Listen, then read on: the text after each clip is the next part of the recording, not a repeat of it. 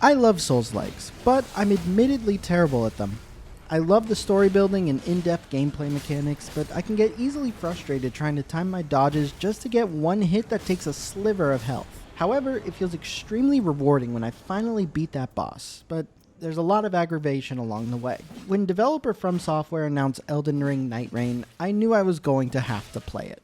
It combines Souls-likes with the roguelike genre, and I'm a huge fan of roguelikes. And while I had high hopes, the end result was better than I imagined, and it's easily going to be one of my favorite games this year. However, in this video, we'll be going over how Elden Ring Nightreign runs on the Steam Deck and our recommended way to play it. If you want to see more videos like this, hit that like and subscribe button, and hit that notification bell to be notified as soon as our next video goes live. The game was also recorded on the Steam Deck directly, so your experience may be slightly better than what you're going to see in this video. A copy of the game was provided to us by Bandai Namco for review.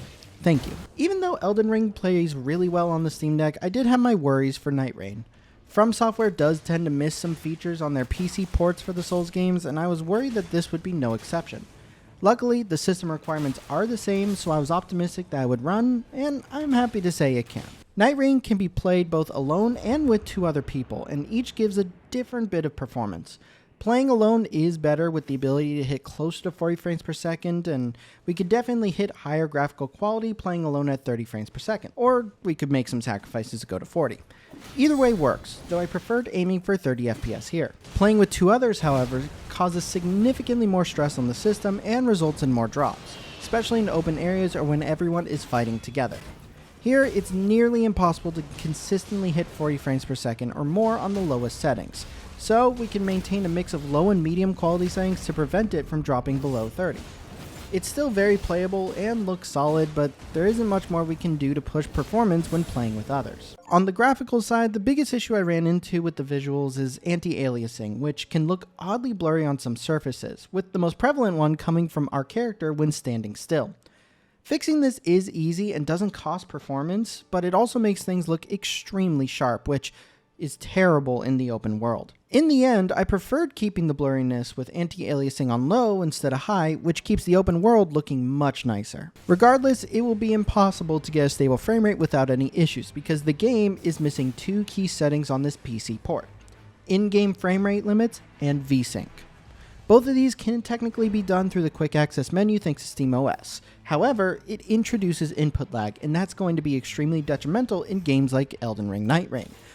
The only way to get a stable, capped frame rate with no lag at all is to do it through the game directly, but unfortunately it doesn't have those options. I also tried the Mango HUD launch option to see if I could stabilize the frame rate without any input lag, but unfortunately it did not work. So we are left with a choice. Do we stabilize the frame rate, which can lower battery consumption but introduce input lag, or do we keep it uncapped with high battery drain and have a better experience overall? After playing around with both, I went for the latter. I usually prefer a stable frame rate, but the input lag actually affected my gameplay and I missed key dodge rolls and died. And I can't recommend that to others. Still, even with this, I didn't find the fluctuations to be as jarring as I usually do. I was comfortably playing with my team while sitting in bed or playing alone when at a restaurant, and the controller support is solid. We can also play completely in offline mode. The game supports HDR displays including the OLED screen, and even though it has some compromises and we can't do much more to maximize it, it works and I'm happy with it. The text is a bit on the small side, but it wasn't completely unreadable. I was able to figure out what everything said without straining my eyes, but it borders on being a bit too small. I'm also happy to say that online multiplayer does work on the Steam Deck, but there are some problems that I did face every now and then. Sometimes when the game launched in online mode, it did pop up an error that said that the frame rate was too unstable and it wouldn't be able to play online. However, I was able to fix this by just closing and relaunching the game, and it would work perfectly fine afterwards. If it does pop up for you, don't worry, it's just going to be quickly closing and reopening. It happens at the main menu, so it's very easy to just do that real quick. However, since it can work and it can be played completely solo and offline, it's still going to be a great experience overall. In my time with it, I had a fantastic time with Nightreign, especially on the Steam Deck. The fluctuating frame rate did bother me a little, but it would have been way worse to have any input lag, and it wasn't as noticeable as I expected. The game is still very playable this way, and with offline support that carries over relics and other performance, the game is still very playable this way, and with complete offline support that carries over progress, this is a great way to keep playing and grind for more relics when you're away from your desktop computer. This is an experience that, even with some flaws, I can happily recommend it for the Steam Deck and will be my main way to play it. Elden Ring Nightreign can be pre-purchased for $39.99 ahead of its release.